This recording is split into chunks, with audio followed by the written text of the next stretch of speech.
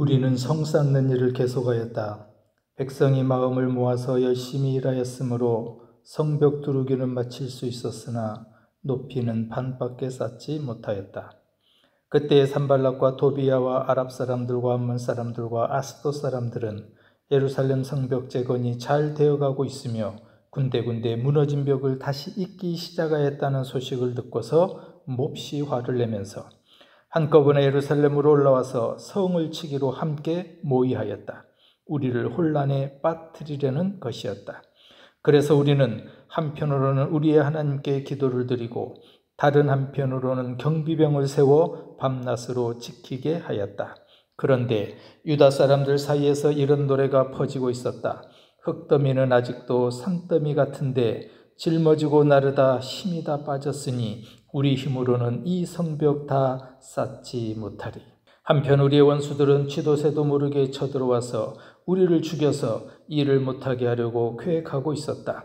그들 가까이에서 사는 유다 사람들이 우리에게 올라와서 그들이 사방에서 우리를 치려고 한다고 10번이나 일러주었다. 그래서 나는 백성 가운데서 얼마를 가문별로 칼과 창과 활로 무장시켜서 성벽 뒤 낮은 빈터에 배치하였다. 백성이 두려워하는 것을 보고 나는 귀족들과 관리들과 그 밖의 백성들을 격려하였다. 그들을 두려워하지 말아라.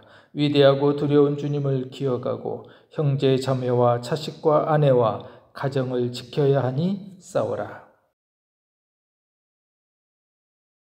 나라가 멸망하고 포로로 잡혀온 백성들 중에서 느헤미야는 포로민의 아들로 태어났지요. 또 왕에게 술잔을 올리는 높은 직위의 그런 관원이었습니다. 어느 날 형제 하나니로부터 고국에 남아있는 사람들이 아주 큰 환난을 당하고 있고 예루살렘 성은 허물어지고 성문은 불타버렸다라고 하는 슬픈 소식을 듣게 됩니다. 이 성이 무너지고 성문이 불탔다라고 하는 것은 하나님을 예배하는 그 성 안에 가장 중요한 게 성전이거든요. 그 성전의 예배를 잃어버렸다는 거예요. 성전이 위험하게 됐다는 거예요. 성전의 예배가 잃어버렸다라고 하는 그런 안타까운 소식입니다. 느헤미야는 고국을 떠난 2세의 포로민의 아들이에요. 어떻게 보면은 아버지의 나라고 상관없다고, 나와 무슨 소용이 있어, 아마 이렇게 생각해 버릴 수도 있었어요. 그런데 그 고국의 소식을 듣고 느헤미야는 그것이 슬픈 소식이었다라고 말할 정도로 긍휼의 사람이었던 것 같아요. 느헤미야는 이 슬픈 소식을 듣고 웁니다. 그리고 슬퍼하고요, 금식하고요, 기도를 시작합니다. 그리고 무너진 성벽을 다시 쌓기 위해서 그렇게 느헤미야는 기도로부터 시작을 했고요. 그리고 어려움이 찾아오죠. 방해하는 사람들, 회방하는 사람들이 있을 때 그 문제를 느헤미야는 기도로 해결해 갑니다. 백성들에게 다시 성을 쌓자고, 성이 무너져서 우리가 지금 이렇게 수치를 당하고 있는데 다시는 수치를 당하는 일 없도록 우리 한번 힘을 내서 성을 쌉시다. 그렇게 백성들을 격려하고 성을 쌓지만 방해하는 사람들이 또 있었어요. 업신여기고 비웃고 하는 사람들이 있었습니다. 그러나 느헤미야는 그런 방해자들, 비웃는 사람들이 있었지만 가장 강력한 무기, 기도라고 하는 것을 사용하면서 결국에는 하늘의 하나님이 우리를 형통하게 할 겁니다. 비록 우리가 어렵지만, 비록 우리 지금 힘도 없지만, 그러나 이 성 쌓는 일 결국에는 하나님이 형통하게 하실 겁니다. 백성들을 그렇게 격려하면서 성을 쌓아나갑니다. 3장에서는 우리가 본 것처럼 75명의 사람들이 등장을 해요. 75명의 사람들이 성경에 그 다음은 무려 31번 이 사람들을 소개하면서 성 쌓은 사람들을 성경은 기념하고 기억하고 있어요. 우리가 3장을 나누면서 봤지만 느헤미야가 주인공이에요. 지도자예요. 그런데 3장 안에 75명의 이름들 가운데 느헤미야는 없어요. 자신은 감추고 백성들 수고와 헌신을 기억하면서 그들을 높이고 있는 그런 겸손한 사람 느헤미야를 우리가 볼 수가 있습니다. 이처럼 교회를 위해서, 성전을 위해서, 예배를 위해서 헌신한 사람들을 성경은 기억하고 기념하고 있다는 사실을 우리가 3장에서 살펴봤습니다. 지난주에 우리는 4장에서 이렇게 이제 본격적인 성벽 공사가 시작됐지만 대적자들도, 방해하는 사람들도 또 본격적으로 회방지를 놓고 있어요. 첫 번째 장애물이 뭐였냐면은 산발라, 도비아 같은 사람들이 회방하고 비웃는 거였어요. 화를 내면서 비웃었죠. 힘없는 너희들이 성벽을 다시 쌓는다고? 이게 과연 가능한 일일 것 같아? 이 무너진 다 불타버린 돌무더기 속에서 그 돌 주워다가 성 쌓는다고? 그거 될 것 같아? 라면서 조롱하고 비웃었어요. 산발란만이 아니라 도비아라고 하는 사람도 3절에서는 이렇게 조롱하지요. 돌로 성벽을 쌓는다지만 여우 한 마리만 기어 올라가도 그 성 무너질걸? 이게 첫 번째 장애물이었어요. 두 번째 장애물이 또 찾아오지요. 성벽이 그래도 성벽이 지어지고 있다고 하는 소식을 듣고서 약한 사람들이, 대적들이요, 그냥 물러가는 게 아니라 더 화를 내면서 성을 공격하기로 모의해요. 야, 이거 안 되겠다. 우리가 힘을 합쳐서 이 성 쌓는 이 일들을 방해하자. 이 사람들 쳐부수자. 라고 모의를 합니다. 이게 두 번째 장애물이죠. 사탄은 악한 사람들은 이렇게 끈질깁니다. 집요합니다. 끝난 것 같지만 또다시 공격해오고 또다시 모함하고 또다시 조롱하고 비웃는 것이 사탄의 특징, 악한 사람들의 특징입니다. 그런 조롱, 그런 회방, 그런 방해에도 불구하고 느헤미야는 어떻게 이 모든 걸 이겨냈던가요? 기도했어요. 시작도 기도고 문제를 해결하는 것도 기도였고 악한 사람들과 싸우는 것도 기도로 싸웠고요. 또 이렇게 장애물들을 만나고 해방할 때 느헤미야가 사용한 방법은 기도였다는 거예요. 우리 하나님 들어주십시오. 우리가 이렇게 업신여김을 받고 있습니다. 하나님만이 우리를 도와줄 수 있습니다. 하나님만이 해결할 수 있습니다. 자기의 힘이나 자기의 방법을 찾는 게 아니라 철저하게 하나님을 의지하고 하나님의 힘을 구했던 사람 느헤미야는 기도로 시작하고 기도로 문제를 풀고 기도로 싸우고 기도가 방법이었던 사람입니다. 그렇게 느헤미야는 기도로 승리해냈지요. 9절에서 우리는 한편으로는 우리의 하나님께 기도를 드리고 다른 한편으로는 경비병을 세워 밤낮으로 지키게 했다. 근데 오늘 이렇게 끝날 것 같은 방해와 회방과 비웃음과 조롱이요 또 찾아와요. 세 번째 장애물입니다. 이제 이번 세 번째 장애물은 이런 산발랏이나 도비아 외부에 있던 사람들의 공격, 방해, 회방, 조롱이 아니라 안에 백성들 사이에서 일어난 문제였어요. 두려움이었어요. 뭐냐면은 성벽 보수를 자꾸 막 좌절시키는 거예요. 자꾸 해방하는 거예요. 자꾸 간섭하고 못하게 하는 거예요. 그러다 보니까 10절에 이렇게 시작해요. 우리 개역개정 성경에서는요, 유다 사람들은 이르기를 이렇게 시작하는데 세번역에서는요, 유다 사람들 사이에서 이런 노래가 퍼지고 있었다. 민요가 백성들 사이에 노동요처럼 민요처럼 노래가 흘러나오고 있어요. 근데 그 노래가 어떤 노래냐면은 흙무더기는 아직도 산더미 같은데 짊어지고 나르다 힘이 나빠졌으니 우리 힘으로는 이 성벽 다 쌓지 못하리. 이거 안 되나 보다. 우리 하려고 하는데 이렇게 방해하는데 우리 할 수 있을 것 같아? 힘 빠지는데 이거 가능해? 라고 하는 것이 사람들이 노래가 만들어져서 그 노래가 불려지고 있었다라는 거예요. 다리에 힘이 빠졌어요. 그럴 수밖에 없죠. 열심을 내서 하나님의 이 성벽을 짓고 성전을 회복하고 예배를 다시 드리고 싶은 이 백성들의 마음은 원하는데 자꾸 주변에서 방해하고 회방하고 조롱하고 비웃고 안 된다고 하니까 힘을 합쳐서 막 공격해 오니까 마음이 무너진 거예요. 힘이 그냥 쭉 빠져버린 거예요. 11절에 보면요. 우리 한편 우리의 원수들은 쥐도새도 모르게 쳐들어와서 우리를 죽여서 일을 못하게 하려고 계획하고 있었다. 들어보니까 저 원수들이, 대적자들이, 방해하는 사람들이 야, 우리가 밤에 몰래 쳐들어가서 이 사람들 성 짓는 거 못하게 하자. 그걸 모의하고 있는 얘기가 들려온 거예요. 얼마나 두렵겠어요. 먹고 사는 것도 힘든데 이 성벽 짓기 위해서 일하면서 파수꾼을 세워가면서 성벽 쌓고 있는데 그런 소리가 외부로부터 들려오니까 아니 그 사람들의 비웃음과 조롱도 힘든데 또 우리를 몰래 쳐들어와서 공격한다고 하는 얘기가 들려오니까 마음이 막 무너지는 거예요. 힘이 빠지는 거예요. 사탄이 그렇게 지배합니다. 사탄의 특징이 그래요. 늘 끈질기게 공격해옵니다. 늘 틈을 노리고 있는 게 사탄이죠. 사도 바울도 에베소 교회 편지를 보내면서 이런 글을 써요. 에베소서 4장 27절에 악마에게 틈을 주지 마십시오. 이 사탄이 노리는 건 늘 틈이에요. 우리가 마음이 무너지고 두려움을 갖게 하는 것, 걱정하게 하고 근심하고 염려하게 하는 것, 이게 우리가 사탄에게 노출하는 틈이에요. 아멘.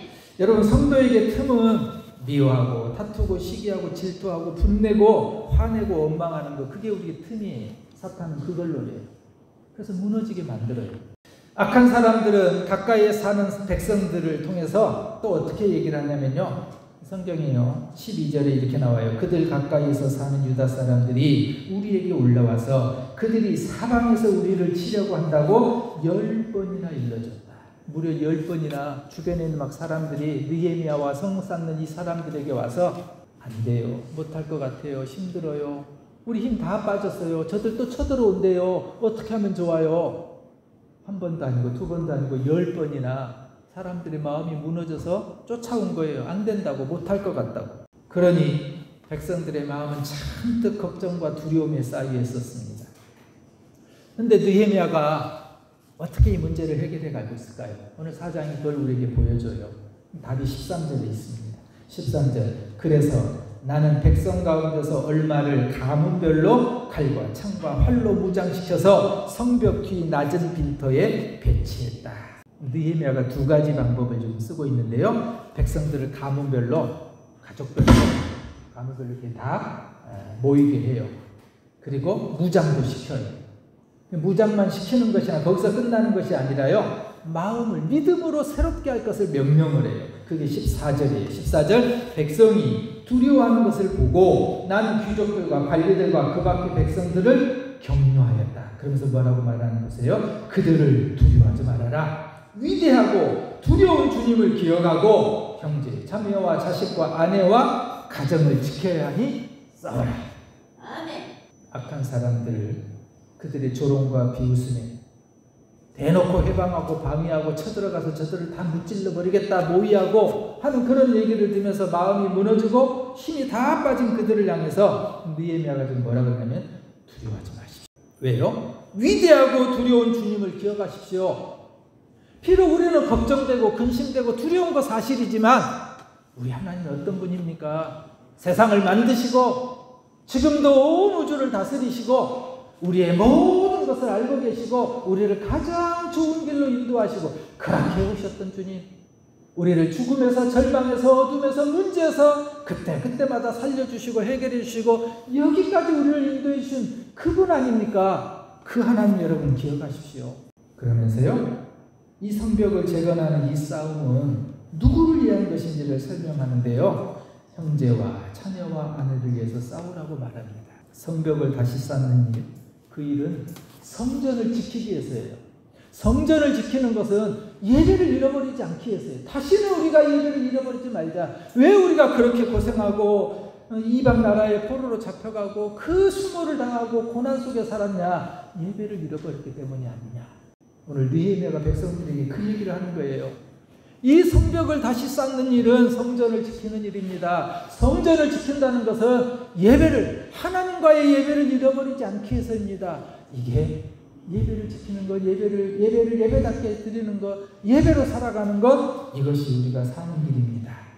사랑하는 여러분, 이거는 느헤미야 시대의 이야기가 아니라 오늘 우리 시대에도 똑같습니다. 교회를 지키는 일, 교회를 세워가는 일, 교회를 우리가 섬기고 헌신하는 이 모든 일들은 이곳에서 드려지는 예배를 회복하는 일이고요, 이곳에서 예배도 드려져야 된다는 거예요. 바로 그것이 결국에는 교회가 사는 일이고요, 결국에는 오늘 느헤미야가 뭐라 그래요? 우리 가정을 지키는 일이라고 말합니다. 하나님의 교회를 회복하고 하나님의 교회를 세워가는 일, 어렵고 힘든 일입니다. 그러나 그것이 여러분 우리뿐만 아니라 우리 가정마다 그렇게 기도하고 있는 우리 자녀들이 세상의 것으로, 세상의 성공으로, 세상의 영화로 살아가는 것이 아니라 하나님의 자녀로, 하나님을 예배하는 자녀로 살기를 그렇게 우리 가정들이 소원하고 기도하고 기대하고 있는 것처럼 우리가 교회를 섬기고 우리가 예배하는 일, 교회를 세워가는 일은 우리 자녀들을 지키는 일이라는 거예요. 우리 자녀들이 복받는 일이라는 거죠. 시편 122편 6절에 이렇게 말씀합니다. 예루살렘을 위하여 평안을 구하라. 예루살렘을 위하여 평안을 구하라고 하는 이 말씀은 예루살렘 안에 뭐가 있어서가 아니면은 성전이 있었대요.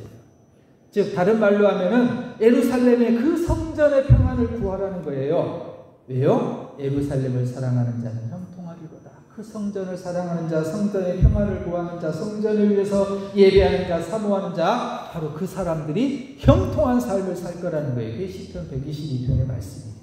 오늘 14절의 말씀이에요. 하나님의 집을 위하여 싸워라 이렇게 말하지 않았어요. 너의 형제와 자녀와 아내와 집을 위해서 싸우라 그래요. 우리 한국교회를 돌아보면요, 안타깝고 아쉬운 대목이 참 많아요. 교회 수가 줄어들고 있다. 교회 이런저런 분쟁이 있다. 교회가 너무 개교회주의다. 교회가 세상 안에 영향력이 없다. 우리도 많은 그런 얘기를 들을 때마다 속상하지요. 근데 정말 안타깝고 아쉬운 건 뭘까요? 한국교회의 다음 세대들, 우리 자녀 세대들이 점점 줄어들고 있다는 거예요. 하나님의 성전을 세워가는 일, 우리가 교회를 세우고 섬기는 일은 남의 일이 아닙니다. 그것이 바로 나 자신과 우리 자손을 위한 가장 확실하고 우리 자녀들이 복받는, 우리 자녀들이 형통한 가장 구체적인 일이에요.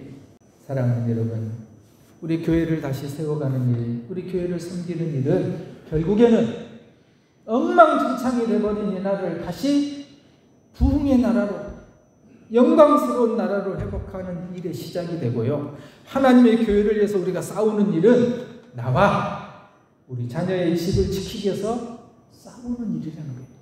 그렇다면 우리가 드리는 예배가, 우리가 사모하는 예배가, 우리가 섬기는 예배가 그냥 허투루 예배하고 허투루 섬길 수 없다는 거예요.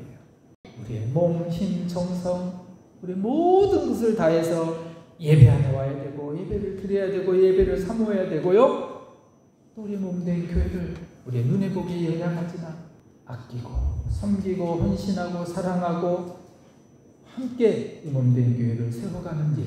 그러므로 오늘 저와 여러분뿐만 아니라 우리 자녀 세대들이 하나님의 복받는 귀한 인생을 살아가는 그 일에 우리가 힘써 싸워나가는 저와 여러분 되시기를 주의 이름으로 간절히 축원합니다.